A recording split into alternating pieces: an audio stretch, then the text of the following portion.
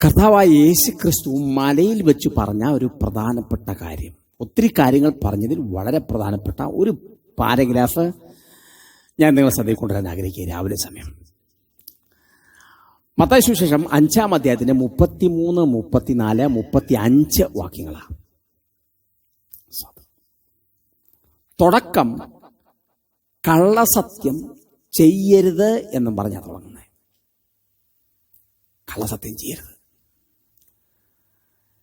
എന്ന് പറഞ്ഞാൽ കള്ളം സത്യമെന്നോണം പറയരുത്.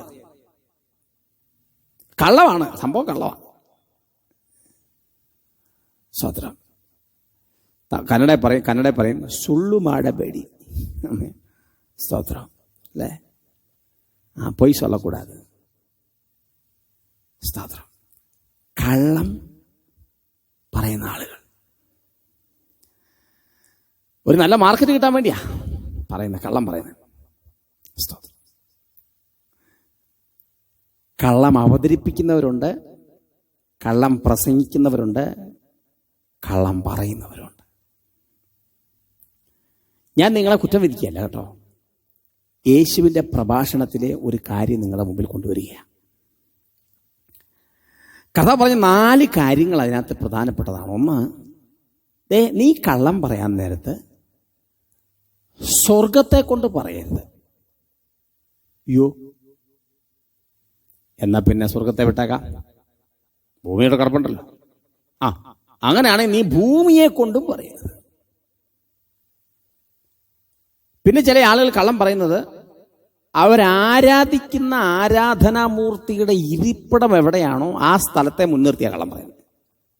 അപ്പൊ എന്ത് ചെയ്യും? അദ്ദേഹം ഒരു ഭക്തനാണല്ലോ, ശരി, അദ്ദേഹം പറഞ്ഞത് ശരിയായിരിക്കും. കാരണം അങ്ങനെ ഒരു സ്ഥലത്തെ മുൻനിർത്തി സാക്ഷ്യപ്പെടുത്തി പറയുമ്പോൾ അത് ചുമ്മാ പറഞ്ഞതല്ല അല്ലേ? സ്വത്രം. ചില ആളുകൾ കള്ളം പറയുന്നത് എങ്ങനെ അറിയോ? അവരുടെ മക്കൾ ചില പറയും, ഞാൻ എൻ്റെ മകനെ തൊട്ട് എൻ്റെ മകളെ തല വെച്ചോണ്ട് ഞാൻ പറയാം. സത്യമാണ്. തല. മൂന്നാമത്തെ കാര്യം പറഞ്ഞു, യെരുശലേമിനെ കുറിച്ച് സാക്ഷ്യത്തെ നിർത്തി നിങ്ങൾ കള്ളം പറയുന്നത്.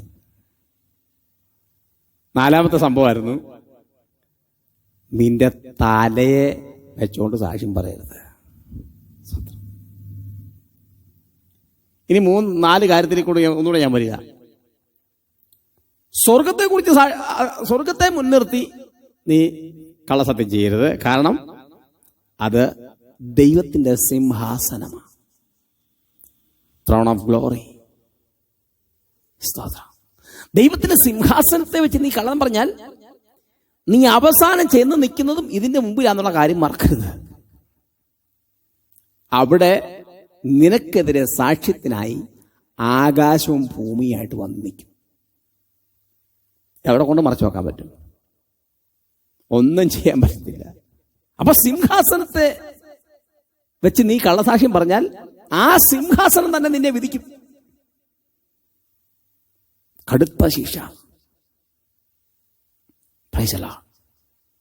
ഈ ലോകത്തിലെ കോടതികളെ നമുക്ക് കളിപ്പിക്കാം. സ്തോത്രം. പക്ഷേ ദൈവത്തിന്റെ കോടതി ആർക്കും ഒന്നും കളിപ്പിക്കാൻ പറ്റില്ല. രണ്ടാമത് പറഞ്ഞത് ഭൂമിയെ കുറിച്ചാണ്. ഭൂമിയെ വെച്ച് നീ കള്ളസത്യം ചെയ്യരുത്. നീ അധ്വാനിച്ച് നിന്റെ കാശും കൊണ്ട് നീ ഒറിജിനൽ പട്ടയ സ്ഥലമായിരിക്കാം വാങ്ങിയത്. നിന്റെ വിയർപ്പിന്റെ മുഴുവൻ അംശവും അതിനകത്തുണ്ടാകാം. അത് വളരെ ശരിയായ നിലപാടുമായിരിക്കാം. നീ അധ്വാനിച്ചുണ്ടാക്കിയ നിന്റെ സ്ഥലം ആയിരിക്കാം അത്. പക്ഷെ ഞാൻ അധ്വാനിച്ചുണ്ടാക്കിയ ഈ ഭൂമിയാണ് സത്യം എന്ന് പോലും നീ പറയരുത്.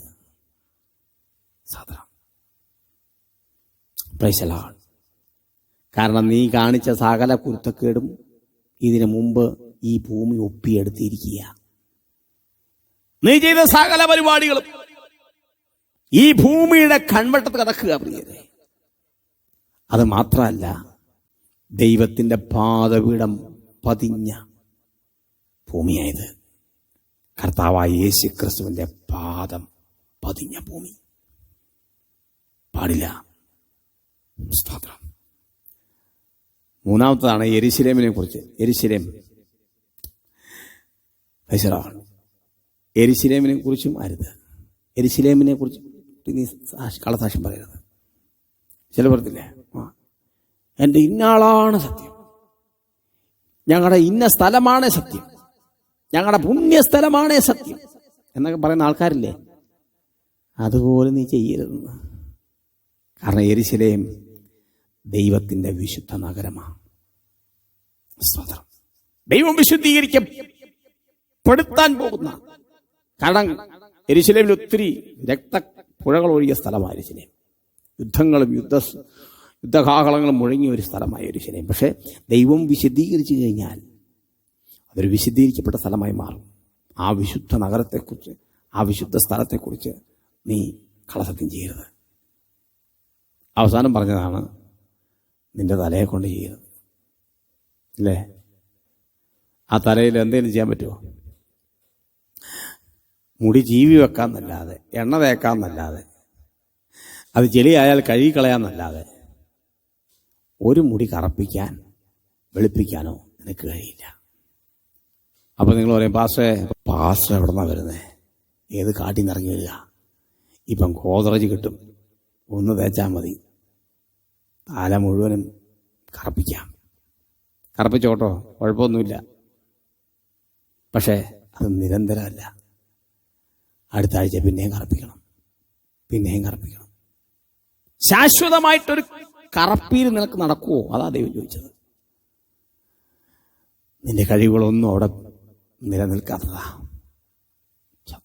എന്ന് പറഞ്ഞാൽ നിന്റെ തലയെ കൊണ്ടരുതെന്ന് പറഞ്ഞാൽ നിലനിൽക്കാത്ത ഒരാർഗ്യുമെന്റ് നീ നടത്താൻ പോയാലും അതും വിജയിക്കാനെന്ന ചുരുക്കം.